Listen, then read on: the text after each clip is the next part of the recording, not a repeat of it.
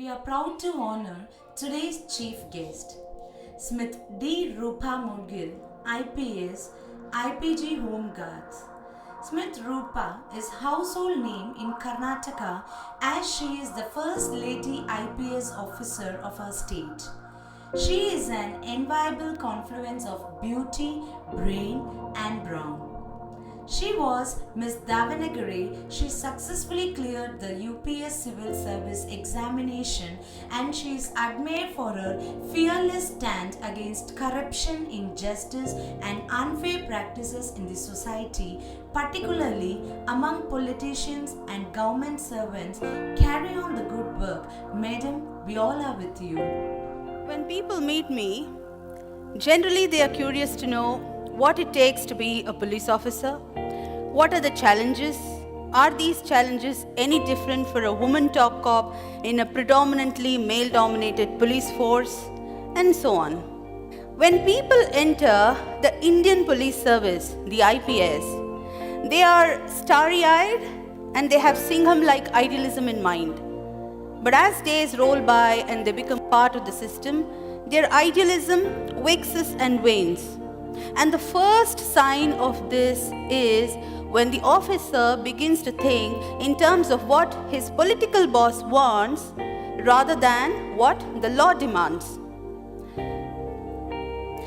In India, we have a deep-rooted menace of VIP culture. The VIPs, particularly the politicians, are given special treatment of various kinds, one such being policemen given as gunmen to politicians.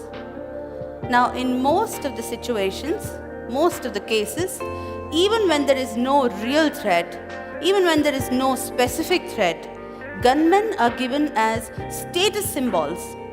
And the more the gunmen, the higher the status it is perceived. And it's not an exaggeration at all that many a time, most of these gunmen are used as boys to run errands. I was posted as the Deputy Commissioner of Police, Bengaluru City Armed Reserve, and my job was to supervise man management, personnel deployment, and therefore I took stock of the situation as to where my boys had been deployed. And to my utter shock, I found that a number of politicians, the public representatives, the MLAs, MPs, MLCs and so on, had kept gunmen in excess of the authorized number they were supposed to keep. Now, I made a list.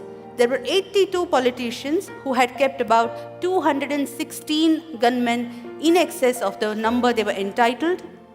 I started withdrawing them. The first resistance came from my own boss, who reprimanded me in front of my subordinate officers. Yet, undeterred, I completed the task. I withdrew till the last excess gunman came back to the unit. In the same stroke, I also withdrew 8 brand new SUVs kept by the then ex-Chief Minister of Karnataka. The man had stepped down from the post of Chief Minister, yet the vehicles had continued to be with him. I withdrew the vehicles, but I often wondered why my predecessors had not acted. What prevented them from setting things right? I later learned that these are called the dirty jobs. They are unpleasant tasks, inviting the wrath of the politicians, and nobody wants to do them. Not very long ago, I was posted as DIG Prisons, Bengaluru. I was there in that post for barely 17 working days, barring all the Sundays and holidays. And during that time, I witnessed similar special treatment being given to a convict. This convict was very powerful. She had been the close aide of the ex-Chief Minister of Tamil Nadu who died recently. The convict herself was slated to be the Chief Minister some time ago in that state.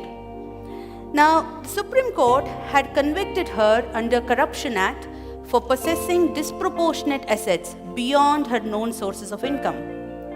Flouting the Honorable Supreme Court's orders, the jail officials had given special facilities to her as quid pro quo. So I reported this irregularity, and soon after this report, a number of people asked me, was your act a well thought out one or something done at the spur of the moment? frankly speaking, I did not think of the consequences. There was no need to, because I was clear in my mind that I had acted in a manner most transparent and accountable, which every public servant is expected to. Now, after this report, I was slapped a defamation suit notice. So what is the take home? If you stir hornet's nest, be prepared for all kinds of oddities and notices. But Yadgiri posting posed different challenges even to my family members. As I said, there was no official residential quarter. There was not even a private one available. But incidentally, my husband had an additional post. He was in charge of that additional post in that district, and that post had an official quarter. But that residence was in a village, and the village was called Bhimarayan Gudi. I started staying there, and very next to the residence was a school. My daughter literally started her formal education in that village school. She sat on the floor as there were no benches, and she completed 3 years of her education there in a school with no facilities whatsoever, including a toilet. Now, not many police officers, I.P.S officers like to work in such places which are called backward, nondescript, remote, and in what, in their own words, they would call lacking in life. And in such a place, I spent more than 3 years of my service, including the period of my prime youth there. So, challenges therefore are manifold. Yet, if the officer is willing to take risks, if the officer has nothing to hide, if he is clear in mind that he has acted lawfully and is fair, if he does not cling on to politicians for perks, cushy postings and so on, and last but not the least, if he has kept his bags packed ready to move out anytime if transferred, then such an officer, he or she, becomes a force to reckon with.